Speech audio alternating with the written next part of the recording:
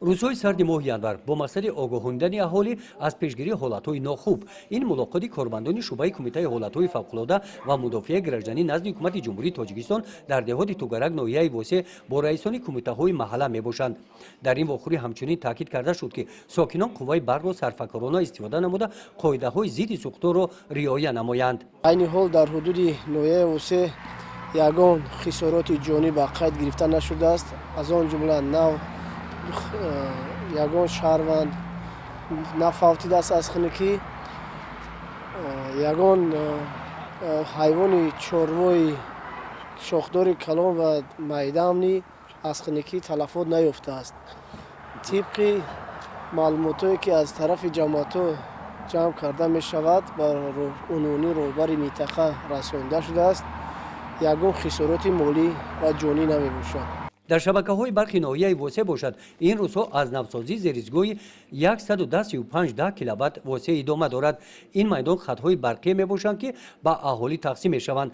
واسطه‌های اساسی اینجا همش زمانوی گردانیده شدند. زیرزگوی برقی 110 با 10 واسه لایحه از نوسازی زیرزگوی برقی رفته ایستاده است که ما کارمندان شبکه‌های برقی ناحیه واسه از فرصت استفاده برده پایه های رقم یکی زیرزگوی برقی رو با از پایه های چوبینی فرسوده با پایه های آهن و بیتونی عوض کرده ایستادیم که در فصل سرما با مشتریان قوای برق دائمی با صفت تامین نماییم. صفت خدمت رسانی باز هم آسان‌تر شده است که برای تامینات قوای برق خیلی مساعد می باشد. خط برقی در که الویدی در بچه ما کارا بودن خط برق اومدن میپسیم الویدی را وصل کنیم. بعد الکلی چور کارمندان شبکه‌های برق ناحیه این شب و روزها سرکار میباشند. بعد برداشتن لیمیت استفاده برق طبق اطلاع نوبتدار به حساب میانه اهالی در یک شبانه روز به قدر 1,150,000 کیلووات ساعت قوای برق استفاده مینماید که این نظر به تا دوره جاری بودن لیمیت 400,000 کیلووات ساعت زیاد میباشد.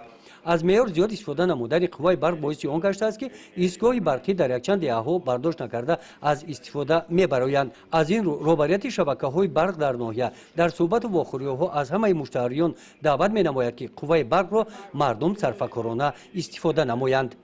گزارش خواجه نظریف خدای نظر ظهوروف از ناحیه واسه برای برنامه اطلاعاتی نوید.